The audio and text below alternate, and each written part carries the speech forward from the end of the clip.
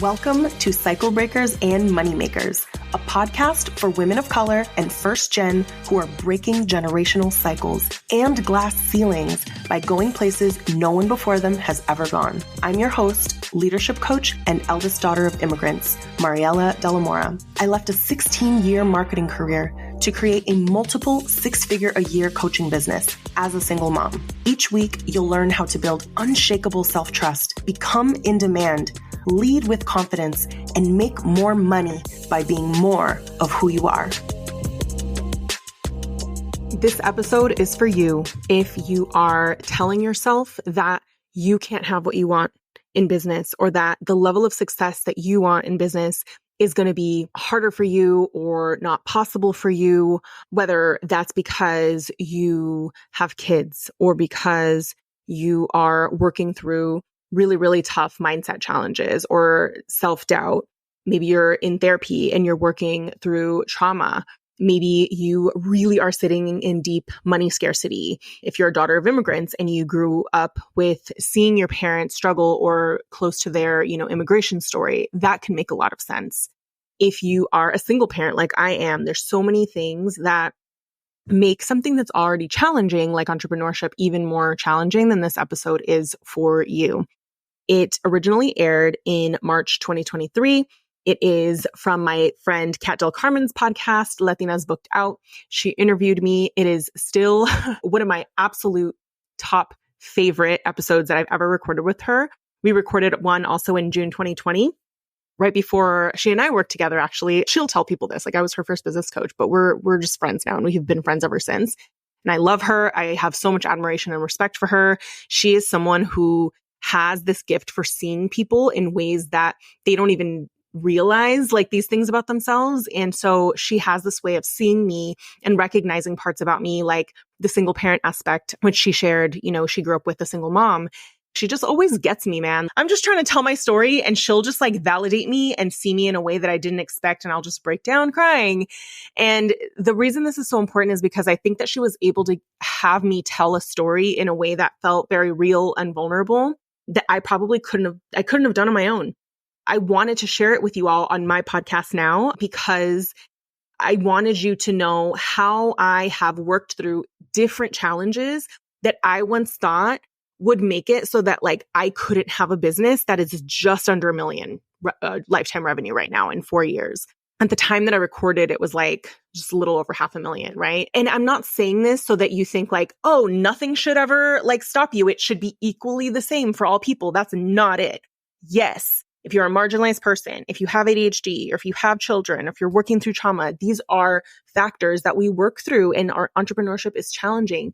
And I also want you to know not to count yourself out, that you don't need to lower your vision or shrink it of what you think is possible for you. And in this episode, I share a little bit of my story. And I also share how I've worked through things like my past trauma, my abandonment wounds, my money wounds, how I have grown a multiple six-figure business as a single parent and shown up imperfectly and done the best that I could, impacted so many people.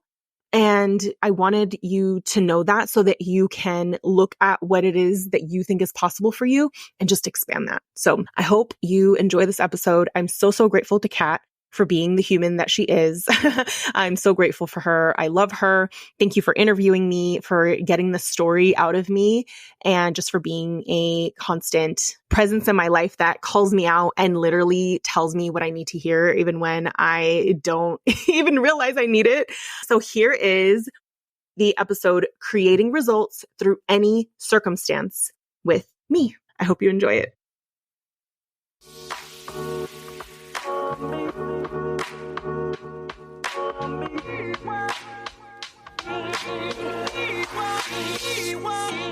Hello, Mariela. I'm so excited to have you on the show. You know I adore you.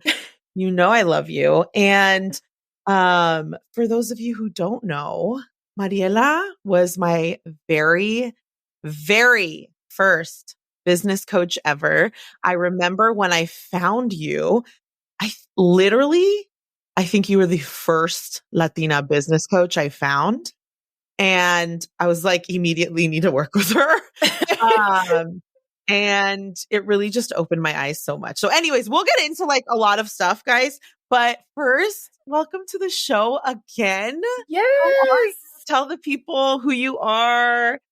I'm so excited because I am recognizing like how much has changed since like that time. But just to quickly like intro myself, I'm Mariela. I am a business and leadership coach for women of color and first gen. I specifically support women around like owning their thought leadership and monetizing their voice in their business and really like owning their identity as CEOs. And it's just been like such a journey to kind of feel like, wow, I really brought all of these past chapters of my life, like in, to work with me in like what I do now. It's been so amazing to see your journey and everything you've been able to create. I'm super lucky that we've had each other like throughout our journey, and we've seen each other go through so many different phases of business and life. Yes. I want to start by just celebrating the fuck out of you. And also I want to mention something, you guys. I've always had a very special place in my heart for single moms because I was raised by a single mom.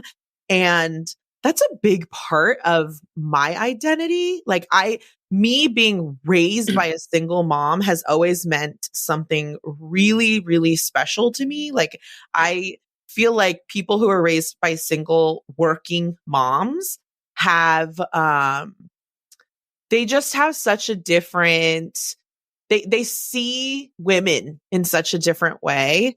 And I'm just so proud that I'm raised by a single mom. And it doesn't like it's single mom. It could be like you're married, right? Too. But like when I think of it, I think of like, I just saw someone with my mom that called all the shots. Yeah. And to see someone call all the shots for their life. Yeah. It's pretty outstanding for a woman. And I think it's why I'm so incredibly like, I grew up just very opinionated and confident in my own decisions. And I think that had to do a big part of that. But anyways, let's talk about you real fast. I just want to celebrate you because I know last year was a really pivotal year. Tell us a little bit, tiny, we don't got to go deep on this, but like, yes, I want to know a little bit of details. I want to set the stage for the people.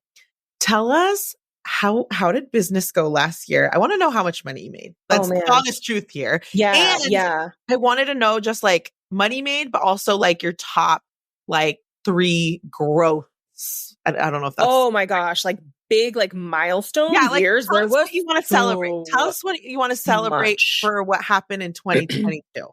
I don't even know. When I look back, it's like this is one of those years, we'll have certain years, as we hope, right? Where if you were to talk to yourself 12 months ago and be like, girl, you will not believe, I wouldn't have thought this. So that's how you know it was just like a big pivotal year. And it was definitely not all highlights for sure. But I sold 333 last year, 333,000. Damn. 250K was cash out of that. Woo! And I love you celebrating. And I finally launched my first group, a mastermind that I had been thinking about for this, like the whole time since I started business. I had this group in my heart. I launched it without launching. Like I literally decided, I was coached on it. I decided, I posted about it in stories and it filled up in 19 days. And with all together, it wound up being a 6-figure launch. And it's wild because there's so much about that doesn't make sense, but it does make sense and we'll talk about that today, how I grew. Well, because I was not in a rush. I was not trying to do the most. I was not trying to like launch a group too soon. I literally grew based on making every stage that I was at feel as peaceful and as profitable as possible before I went on to the next thing. And so, yeah, my milestones like last year, 333, the launching the mastermind, the 6-figure launch. And, like me moving back home, I think was another one, like moving back to San Francisco. Yeah. And yeah. moving back to San Francisco was really pivotal to me because for so many reasons, it's my hometown. I left during the pandemic because I couldn't afford daycare and rent at the same time. It's one of the most expensive cities in the country. And I left because I couldn't afford both. And I left and I went and I built my business living in Oregon. But me coming back, I didn't feel comfortable telling this story pretty much at any other time but this year. But now that I'm back in San Francisco, I was like, wow, like I am this, I feel like a rich mom, like a rich wife, you know, but I'm like, I'm by myself and I'm the one doing it. That I was like, damn, I live in this condo in the hills. I have this beautiful view. Like I have options for my daughter. Like I have this freedom and I created that. And 6 years ago, you guys, like I never told the story, but like 6 years ago, when I moved back to San Francisco after a divorce, I was pregnant and I was on food stamps. Like, and I had to move back in with my parents. And everything of me getting here, it's like me coming back to San Francisco felt like such a homecoming in a different way where I was like, no, I get to rewrite this chapter with like me calling the shots this time and having the money and having the peace and not relying on anybody else. Well, let's talk about that because I have had to rely on somebody else, but for this to be my creation. Yeah. We'll talk about that. Yeah. I'm like tearing up just listening to you. Woo! We had this moment the first time we recorded and it was the single mom story of just like, I think listening to you. Yeah. It really is so special. Like you're gonna make me cry, girl, because I'm just like you this before. Yeah. But you have no idea like how Pi looks at you, right? That's gonna make me emotional. And just hearing you tell your story, it's amazing because I think of my mom and I think of what her journey could have looked like if she poured into herself and trusted herself the way that you've trusted yourself and the way that you've poured into yourself, even when it felt like the really wrong decision, right? Like when it felt like it wasn't, like you shouldn't. And that's why I wanted you guys, this is why I wanted Mariela on the show, because one, obviously I care about her. There's lots of things about her that I just like love and I wanted to share with my audience. But a big part of why I wanted Mariela on the show was to really paint a picture of what is possible throughout any circumstance. Yes. Like she is a mother that is taking care of her daughter, with her finances, with her, like she takes full responsibility. And I think it's just such an example to people who are trying to grow their business from whatever circumstance you're in. I just want Mariela to be an example of what is possible and the types of decisions that you have to make to create the type of wealth and create the type of freedom that you want for yourself. And she's just getting fucking started, y'all. Yeah, I am. But I always will come back to what does it look like to take care of me first so I can show up for my dreams, so I can show up for my business before I even knew what my business was going to look like. And I think like letting it take as long as it's going to take and how can I feel safe and secure where I am was so big because it felt like baby steps. But some days it felt like I took 4 steps back and then 2 steps forward. But the point is to keep taking the steps forward and just being like, it's okay if the path feels like it's uphill some days. But like that's what it is. If I got caught up in like how hard things felt today, I would make that mean that I needed to quit or that I should go and, you know, stay in the workforce because everything about this journey like felt illogical. You know, I felt selfish a lot of times. Like, why didn't I just like go get a job? But I knew what that path was going to look like. This was one that I knew was like, it was worth the work and the time that I was going to put in because it was going to be mine and that nobody could take it away from me. Like, I think that's the thing when you've experienced things fall through. Like, I was like, no, I'm going to be the person that's going to create my own security. Like, I left the 6-figure job, you know, I had the college degrees, I did all the things, but this was something that I was like, it's worth the time and the effort that it's going to take to build this because this is mine. 100%. So this is why, y'all, this is why I have Mariela on the show. So I have some very big general questions that I want to ask you because I want folks to understand like the story that I've seen. And also like, I want to learn from you, like how you got through a lot of it to get to this incredibly successful place in your life and business. So let's just start with like the beginning.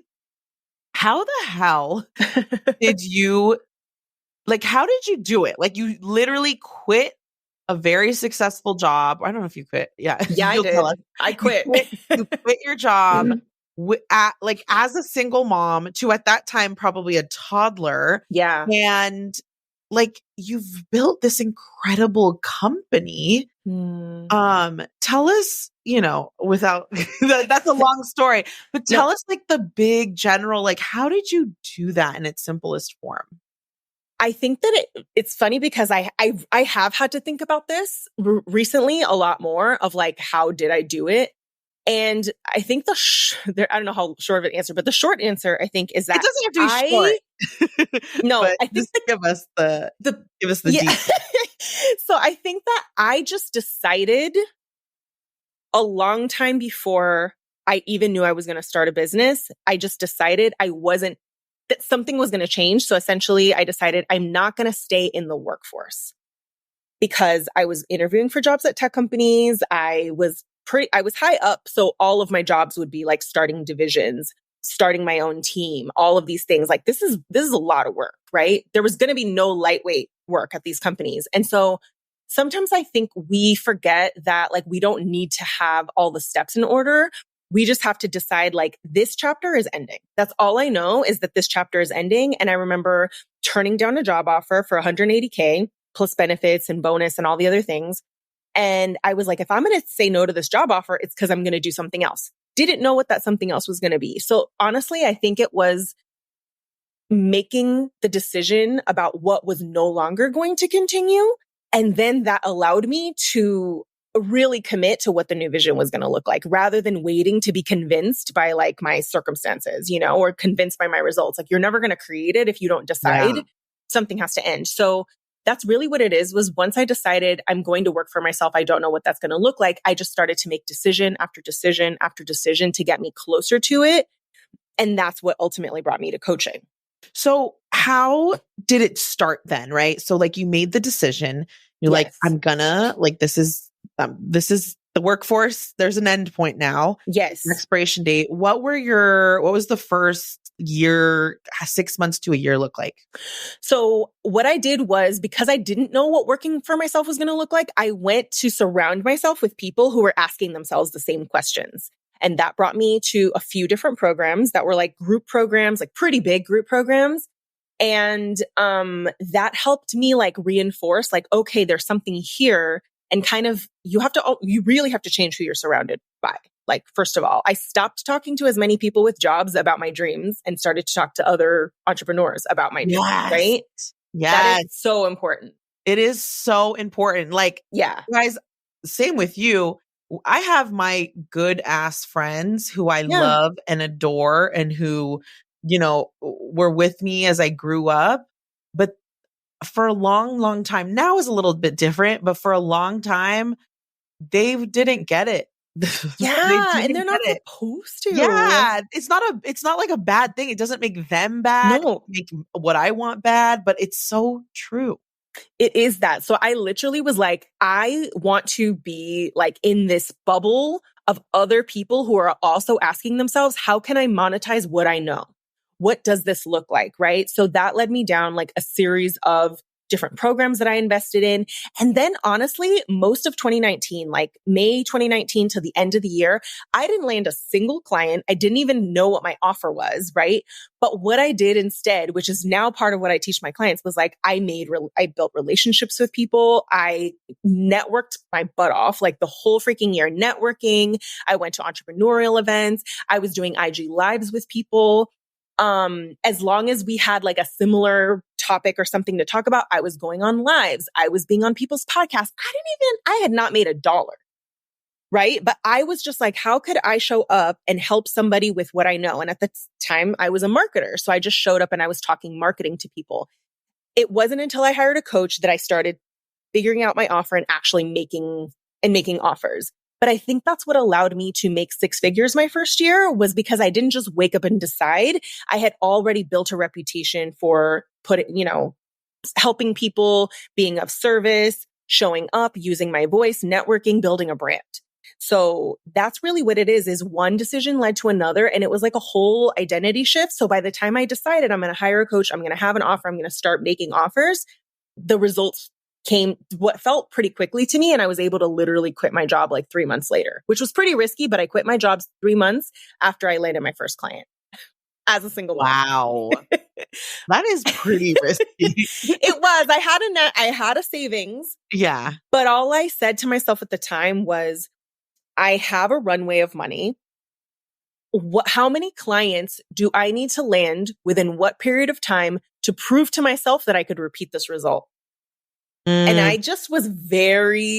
was just very motivated to quit my job. So I said, if I land 3 clients in 2 months, on the third client that day, I'm going to email my HR and I'm going to quit my job.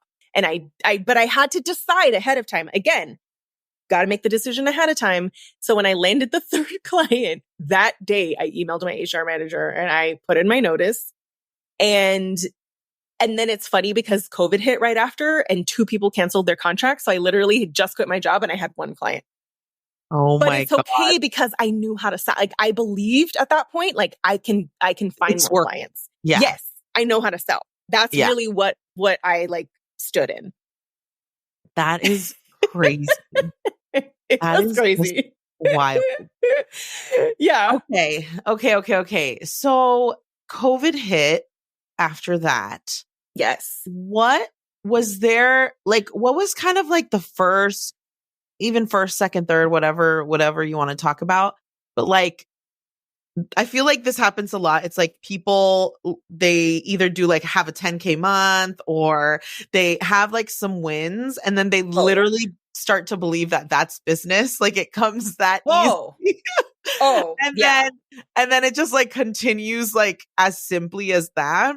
Oh no. Tell us about your experience of like when shit got real and how you've been able to overcome that. And if you want, tell a couple stories, one story, whatever you want, but like, 'cause then business gets real, right? Then life happens, business happens. How have you overcome the harder parts as you've matured, right? As an entrepreneur? Oh, for sure. So there were different chapters of like what made business difficult.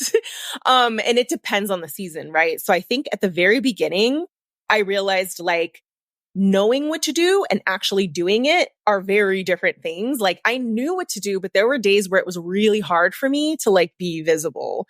Because at the time I was post-divorce, I was living, I had to move back in with my parents and I wanted to get out of there so badly, but it was like, I was dealing with my own triggers living at home and their money fears being like, oh, will you quit your job? And like, how are you going to make it? You know, all these things. So I literally had to learn how to set boundaries about what I am and what I'm not going to talk about. How to give myself space in a house where it was COVID. My kid was home all day. My mom was home all day. Like I had to go literally leave the house to go hear myself and like calm myself down so that I can come back and trust my decisions. And I really protected my dream at that time.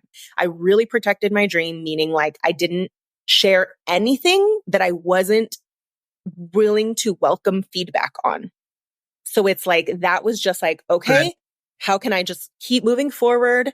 And there were days where it was hard. Like I was working with a life coach at the time, working through a lot of trauma. There were some days where it was hard for me to like do anything, you know? Yeah. And I think in that moment I said, well, can I just take off the performative hat for a minute and stop telling myself I need to show up like somebody who has her shit together? And what if it's okay that I'm struggling and I have self-doubt? And how can I just show up and be of service today? Like, that's really what I ask myself a lot of the times is how could I be of service to somebody today and like take off this like expectation that like I needed to feel good because I just would never market if that was the case. you know? Yeah. Yeah. And so that was one, I think, that allowed me to not like, I wasn't ignoring my needs. Like I literally was like getting practically therapy. I was working with a life coach, but I still was just like, it's okay. I can help people from where I'm at. And then when I was attracting clients, they were like, I love how I feel seen by you. I love how authentic you are. So it's like something that you might see as like a negative. Your clients are like, oh, thank goodness you exist, because like you're actually talking about things and like the reality of how business is hard. That's actually how I started attracting first gen and women of color clients, because I was talking about how things felt easier in corporate, but I felt so triggered and activated in business. So it's like, just feel like a hot mess. It's okay. You can feel like a hot mess and still show up in market, 100%. Yeah. So that's what allowed me to move out. Like a few months later, I moved out.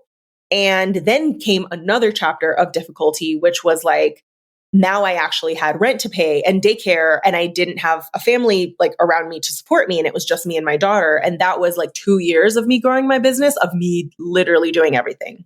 That's hard, man. Yeah. Because I would pick her up from school and then I was home. So I was like, I literally was like, I don't even know how I did it during that time, but that was one where I realized like, oh, as hyper independent as I am, I actually do need a support system. Yeah. It's like the lesson, and this is just because I know you and we've talked about all of this in many different ways. Yeah. That was the main lesson of you going out there. That like, was that I can do it all, but I don't want to. You don't need to. Like, it doesn't have to be your story like that. That's true. But even though too, I think part of what that was also was like, I needed to move away in a place that had a lower cost of living so I could feel safe to grow my business, because I needed my own space.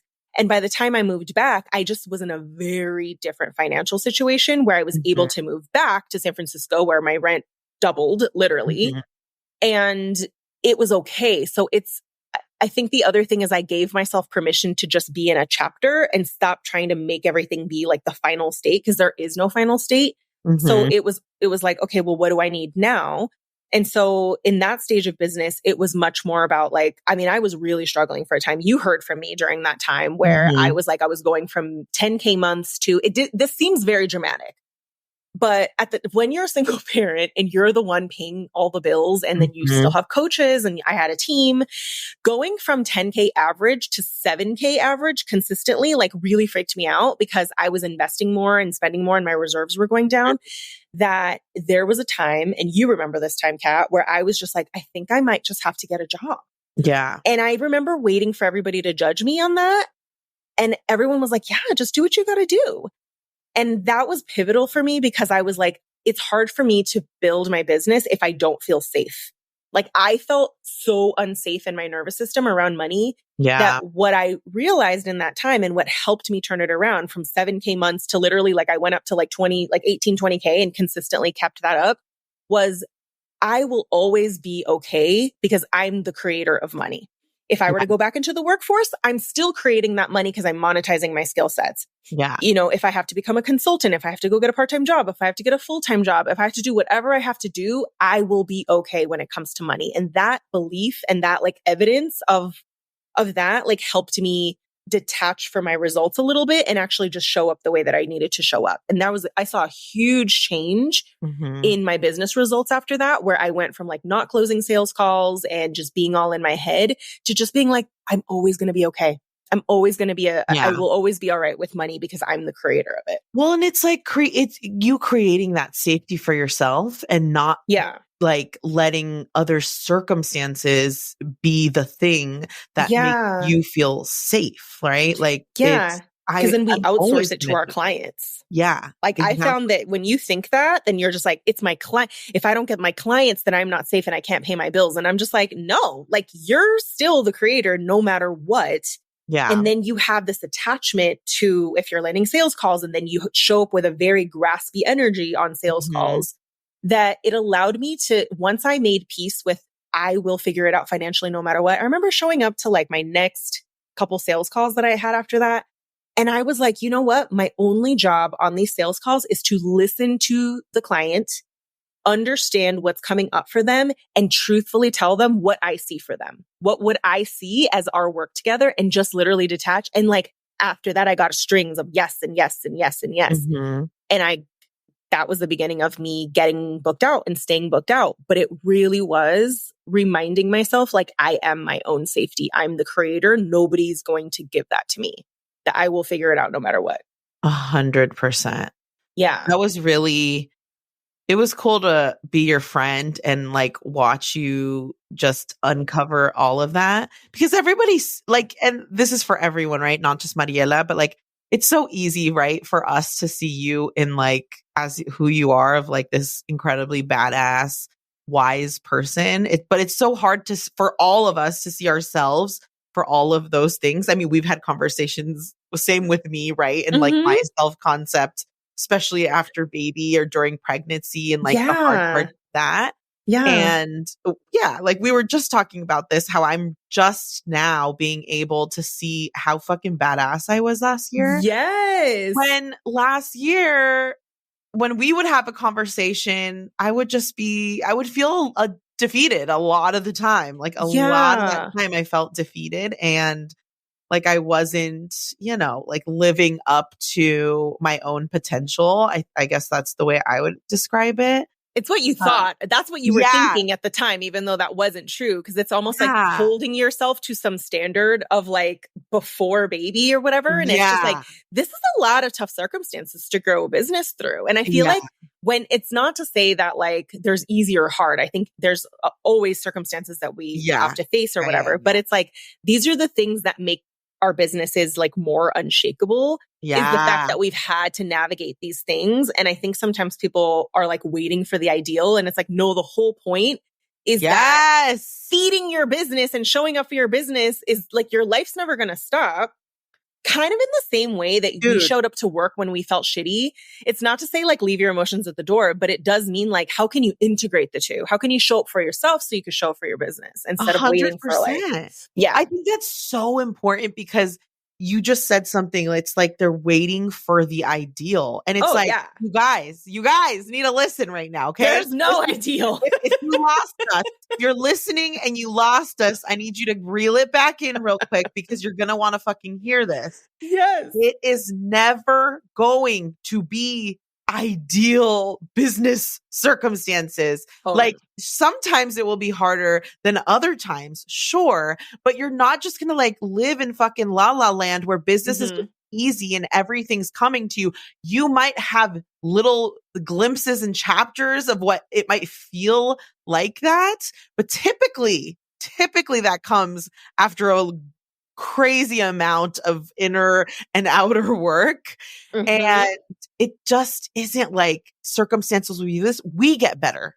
That's exactly it, is we get better. So it's like every day you delay, you're delaying the lesson. You're delaying the developing of the muscle of showing up for your business. You're building the muscle of showing up for your business. So it's like, oh, it's not ideal to, it's like, I look at it like it's the same as if you were going to the gym or something. You know what I mean? Like you just gotta just start doing it. You know what I mean? 100. You're just delaying and it. Go through the hard. And I love that you said delay the lesson, because one thing I tell my clients in coaching is this might be one of those lessons you're going to have to learn 10 times over until you actually get the lesson. Because there are lessons like that. Like you are just going to have to this might be one of them lessons that it takes a long ass time for you to actually see the other side of it. And there's nothing wrong with that. We all have lessons like that of our own. Yeah. But we're delaying it. Like it and sometimes we do that, and there's no shame in it. But exactly. Like, also, you can't even coach people out of the lesson sometimes. Sometimes you just have to coach them through it, not out of it. Like like this is how it's supposed to feel. This is going to be one of those things. Yeah. Dude, I used to, in the beginning of my business, I literally thought I could never handle 6 figures, definitely multiple 6 figures, in terms of like handle the weight of it, because I thought I was that unorganized. And I was like, I'm so unorganized. I'll never be able to do A, B, and that story about yourself too. That's so interesting. Where you're like pure story, like very rooted in like school and like all these thoughts I had about myself. And I had to learn that lesson so many times. Yeah. And it's just now I'm barely like so okay with the way my brain organizes shit. Like I'm like, I'm cool. Like there's no and you problem still can make multiple six figures, even with qualities you think like will disqualify you. Yes. From business. Yes. It's like, it's not true, because my story was always like, I'm not structured. Like I'm not a planner. I was in my job, but I was like, I just can't, if I could just plan my content ahead of time. Like I was trying to make myself be like a content batcher. Yes. And I told myself like that disqualified me from making a lot of money. And then my freaking 6-figure launch, I had no launch assets at all. And I just announced it. And it's not to say that we can like do that forever, but it's like, I think we put a bunch of conditions on ourselves and like judge ourselves for stuff that like, it's okay. 100%. I think I speak for the Latina coaching community in that we never want you to batch content ever. I still don't batch content. No, because I had to hire somebody to help me. No, I know, but like we love that about your content. That's what I mean. Is like we like thank God you didn't do that when that was and of course, right? Like of course you're gonna have to find different ways to create that content more efficiently as you grow your revenue to, million plus. Yeah. But it's still so good. And yeah, it's just, we're good enough. Like right now, if you decided that like right now, today was good enough and that you yourself were as ready as you're ever going to be, like you'd actually get wherever you want to go so much faster, 1,000,000% guaranteed. Like, I just think that is one thing because, and this is why I share my story, because I'm like, there's a whole lot of unideal stuff about my circumstances, but I just learned how to hold space for myself in like a different way and solve problems and make decisions, because problem solving, decision making, all the things, it's just like, you just keep learning how to do that at a different level. Yeah, 100%. It's cool too. It's cool. I think now that, I mean, you have more time in the game, right? Than I do, but I think I'm coming to a place where I'm like, it's so fun to see a whole learning cycle that's far enough away from you that you're like, oh, I'm just going through this again. Like, yeah, that's true. That you don't make it wrong. Yeah. You're like, okay, got it. Like, I'm just in this phase of that journey now. Like, absolutely. It just looks a little different, super uncomfortable. Sometimes it's like horrible, but that's okay. But it's cool being able to see your growth that way.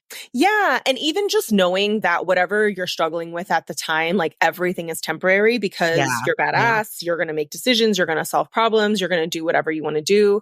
And I think that at the beginning, it's easier to catastrophize things and make it mean that like you should stop or that something isn't working. Because I think that's one thing that over time in business and like when life happens is that the internal alarm that goes off to be like, you need to jump ship. You need to change your niche. You need to do another offer. You need to stop what you're doing.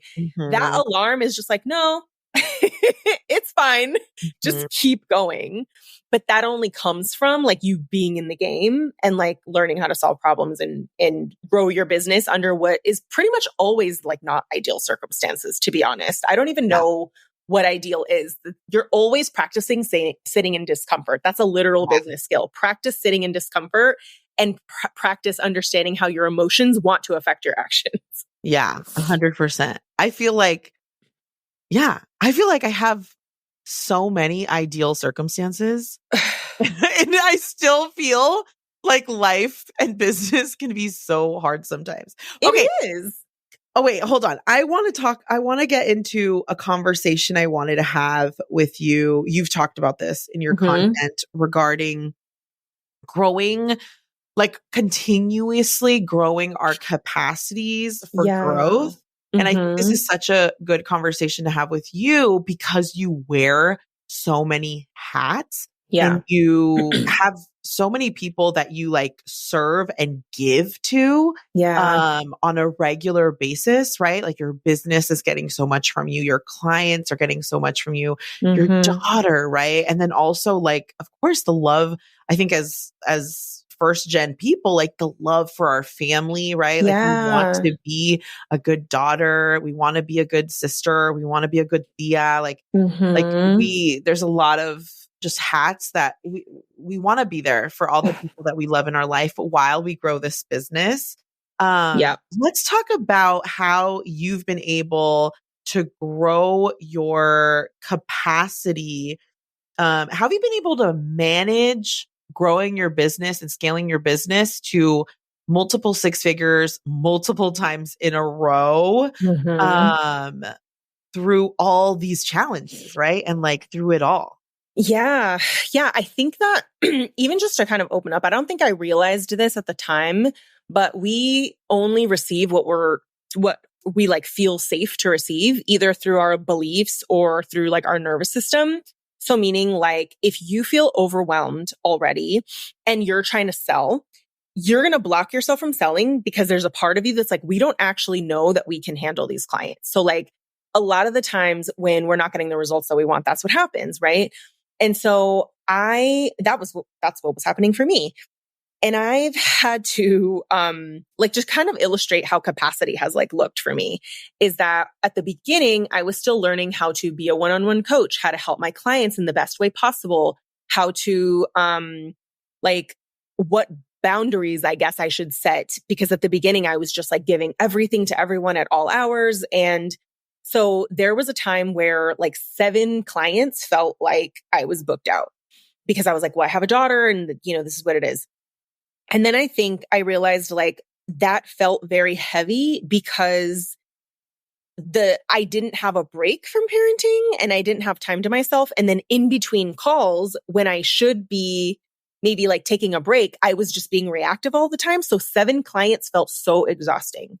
And so I think at each stage, I was like, how can I make this stage, let's say of 7, feel as peaceful and profitable and easy as possible? And then I started looking at, I can't give myself more hours in the day, but can 7 clients feel easier? So at that point, I was like, okay, maybe this means like, rather than me working late, trying to make up time, like, let me pick certain, days of the week that I'm going to work on my business and actually give myself weekends off.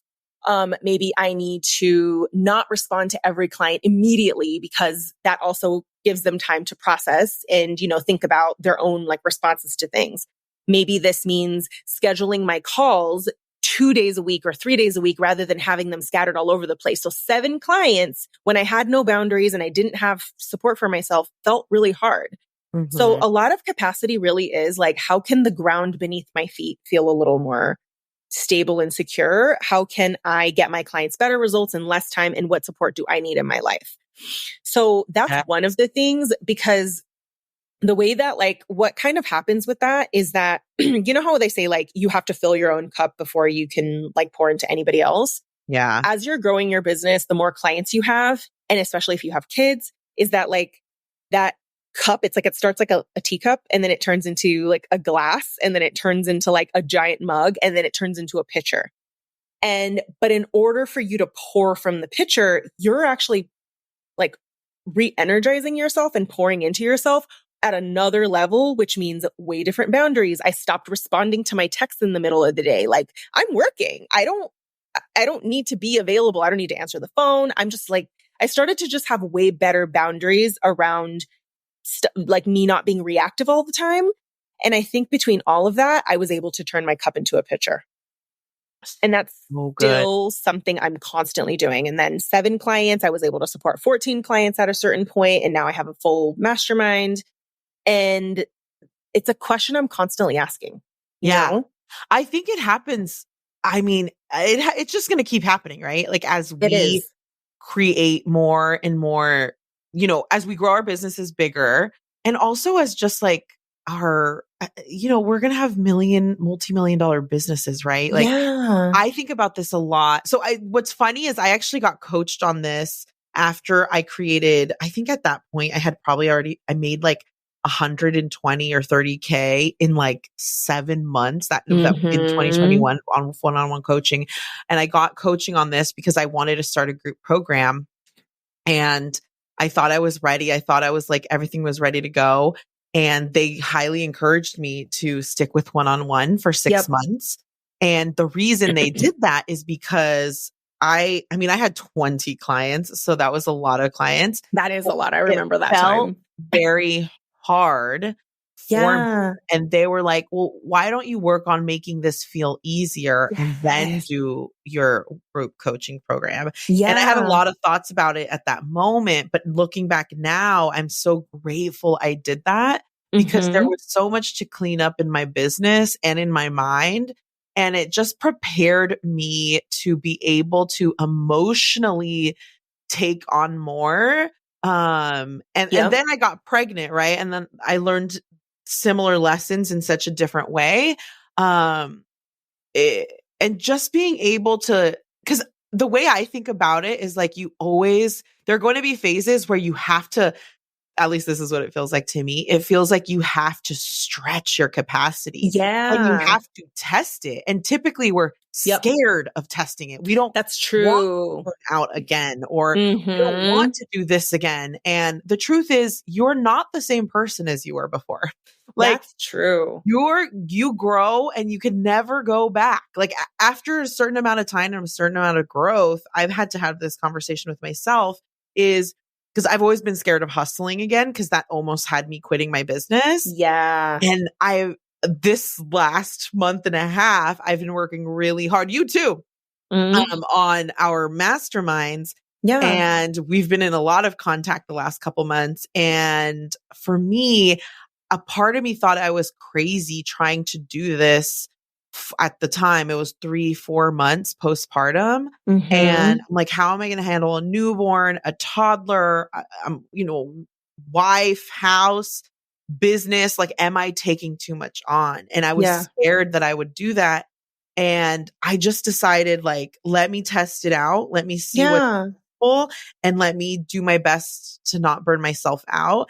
And what I realized is, like, I can get so much done when I'm very specific about what I do in my work time, one, and two, when I talk to myself, like, just better and calmly, and like give myself lots of space to just like be imperfect. Yeah. And you couldn't have done that if you waited to figure it out first. Yeah. And not that I would advocate for like, go burn yourself out, because I think that whenever you do come from a background where that's happened, we could be so afraid of it. But like, we learn those things in practice. Yeah. So I think it's like, it is a little bit of like being, giving yourself grace. And a lot of the times when we're afraid of burning ourselves out too, at least this has been the case for me, part of what I'm telling myself, what I'm afraid of happening, is also me and my own standards that no one's asking me to meet. So it's like, how much of that weight is actually yours and not anybody else's? Seriously. So it's almost like, for me, it's clients. I'm like, I need to do all of this for my clients, and like nobody's fucking asking. Like, yes, it's like literally that's the thing. I was like, where is all of this burnout weight? Your own expectations. It's not even helpful or useful. I'm the queen of having, like, we've had conversations about this where it was like, let it be enough. And it happens every single time, right? Yeah. It's like, we're asking ourselves to do probably too much. And that's what feels heavy. Yeah. So, and that's the thing, is like how you said, you're like, okay, well, now in that margin of time, if you only have this much time, you're going to get better and better at being like, what specifically am I going to work on during this time? Yeah. 100%. It really is. You also mentioned something that I want to bring up is the emotions you're going to have when, and it's kind of going into the next question, but like the emotion, like when you're going to have to run your business regardless of all of these things, and regardless of a lot of emotions. And one thing you brought up is the boundaries that you've been able to put up as you grow your business to grow your capacity. I relate to that so much, for the way the way I probably should put up more boundaries. I think I'm a little ruthless with my boundaries where I'm like the opposite in terms, like I feel like everyone should just respect my boundaries and I don't care what anyone because you're modeling it for your clients. But I know that for like a lot of us, it's like, oh my God, they're going to hate me. And it's like, you know what I was thinking of right now when you mentioned, I forget what you mentioned, but one thing that I've had to have on my shoulders for, I don't know how many months now. I guess like 3 months now. Mm-hmm. There's like 7 people in my life, 7 people in my life that I have not bought Christmas gifts for and birthday gifts for. And those are the kind of things like I ask when I'm just thinking on my own, I'm like, people need to know that I do all this work, but there's a lot of shit that I just have to carry that weight of being that person, right? Mm-hmm. Who doesn't give the gifts on time. Yeah. And I need to like, I reserve, like, I'm okay with that. Like, I'm fine with it. Like, it is on my mind, but a lot of people would be in this position and they would let shame cover them with it. They would, like, the emotional reactions can be different for everyone, but I've learned that, like, I'm totally fine if the people in my life have a problem with me not giving them their gifts on time. I'm willing to carry that emotional load so I can build this life that I want to build. Exactly. You're not going to do the same thing that you used to do in terms of like holding yourself to those same standards. I think you're constantly reevaluating, like, what do I want to bring with me? Is that a standard I want to hold myself to? Me, my example of that is I am notorious for not texting people back. People I miss, I will go and be like, I thought about this person. I miss this person. I'll go to text them. They already texted me months ago.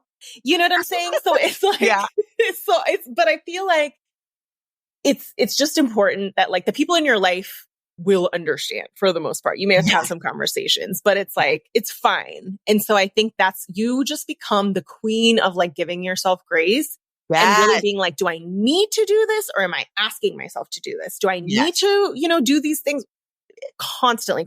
So that's just been a big part of increasing capacity and just dealing with my emotions, like being aware of my emotions in business has been really big too, because you will face the thing you're afraid of will show up and you're going to be forced to deal with it in business, but you can't avoid it, right? This is also why I worked with a somatic coach last year, who we both know, Yudi, because last year, just in terms of increasing capacity, part of the reason it was hard for me to increase my capacity was because I wanted to over deliver.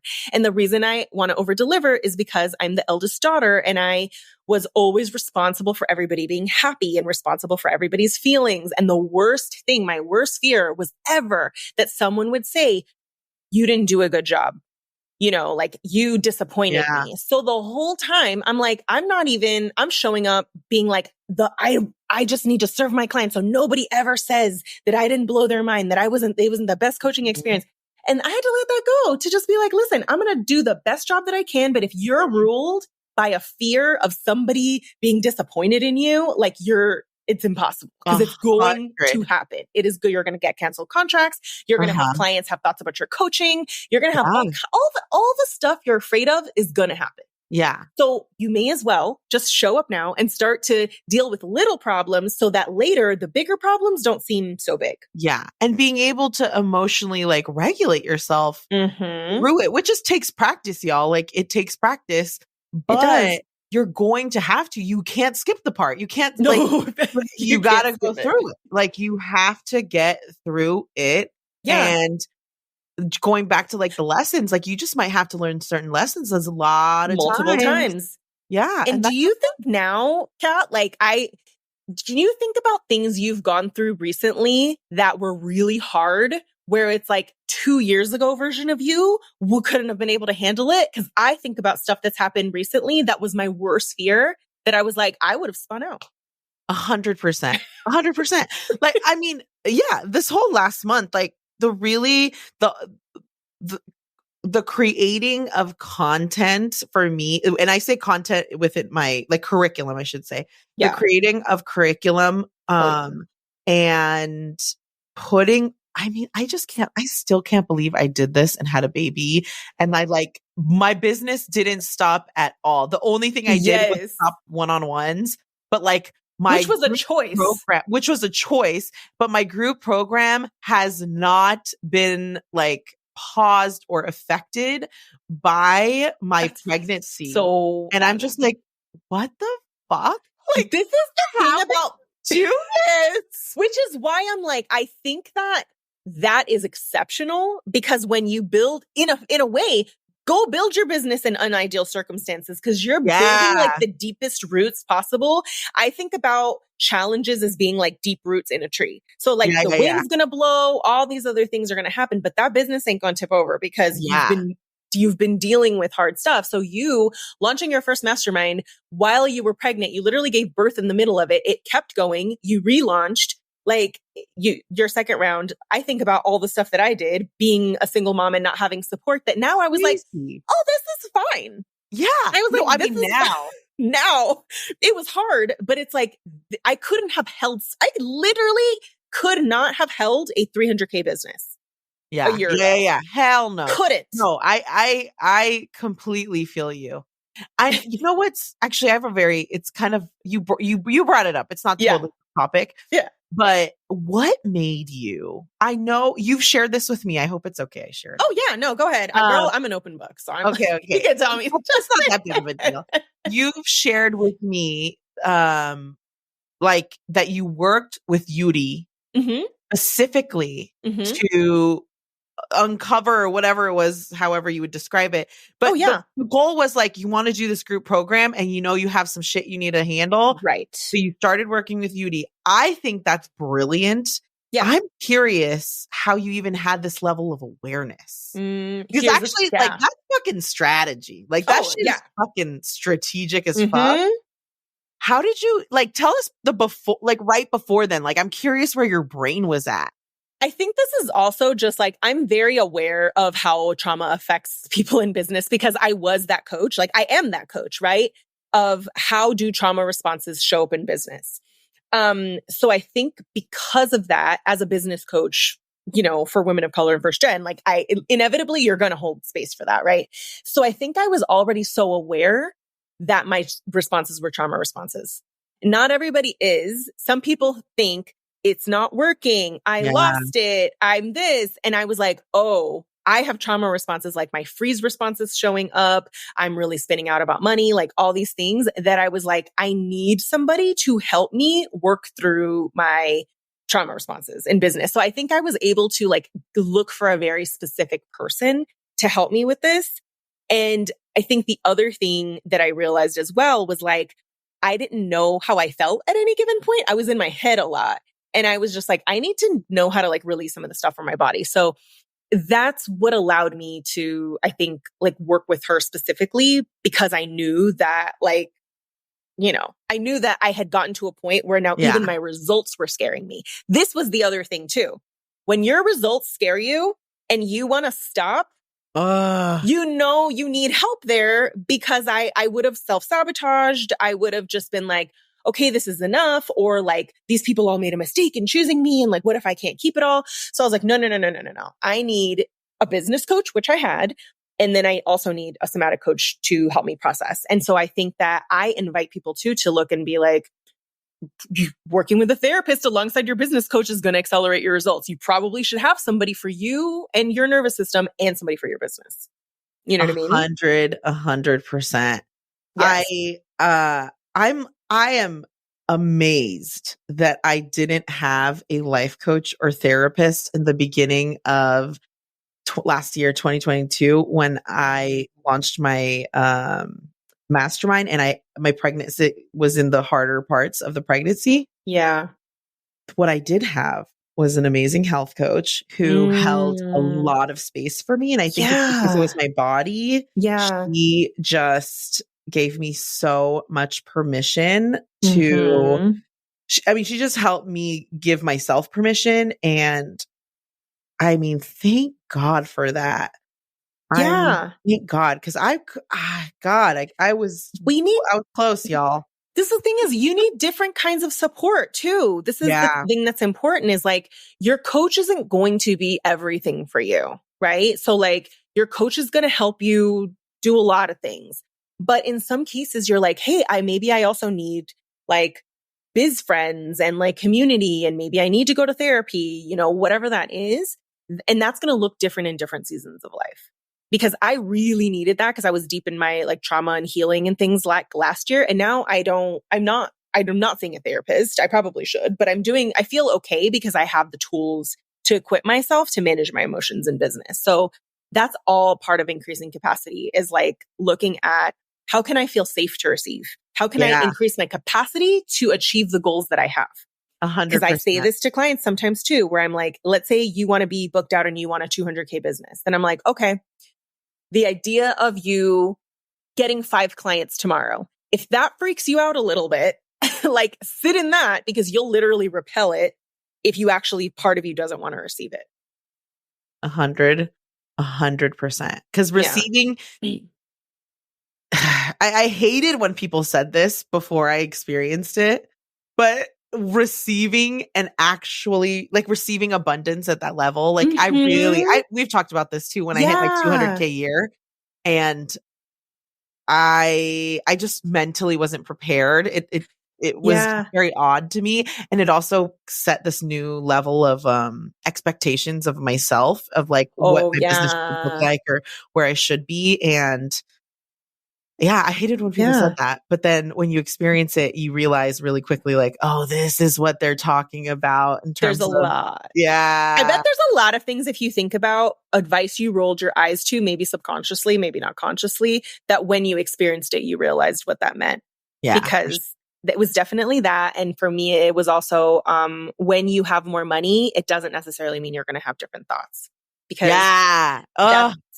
and that is absolutely true. Because now I'm like, okay, multiple 5 figures in, at least 5 figures out every month. Like that's been a lot for my nervous system to, you know, which is why I'm like, stop, you know, I just like want to tell people at the beginning, like, stop trying to like skip steps because you can't even hold space for what you're calling in yet, but that's okay. Hold space for what's in front of you right now. Like there's not going to be the ideal circumstance.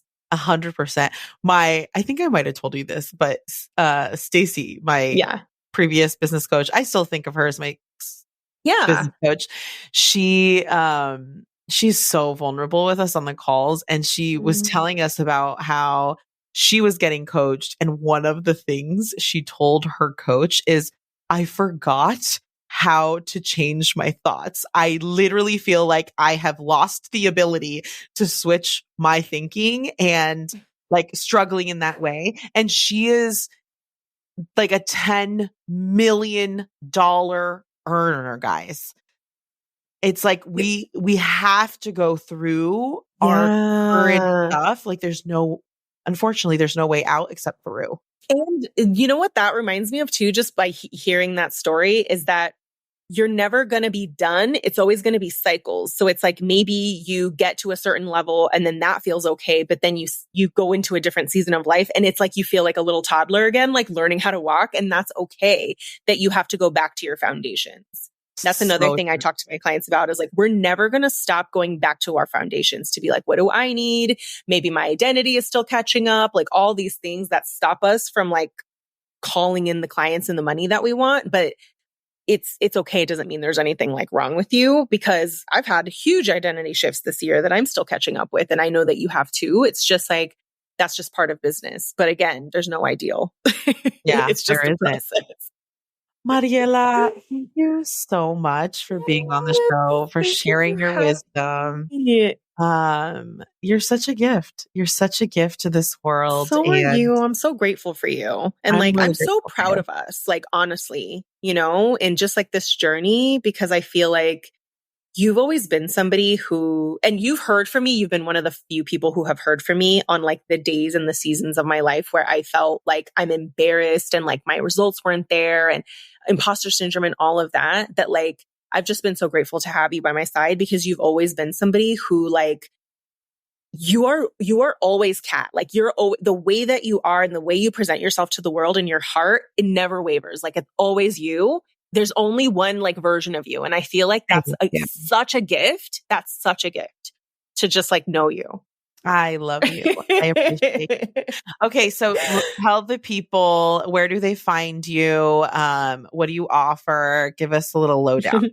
Yeah. So find me on IG at Mariela de la Mora. Come hang out, follow me. I would love to hear just anything that resonated. I always just like love hearing people, you know, kind of say like, hey, this part of your story really resonated. And yeah, I do business and leadership coaching. So a lot of times my clients are, you know, on the verge of hiring or leading a team, all of that. But yeah, if you're interested, just check me out on IG.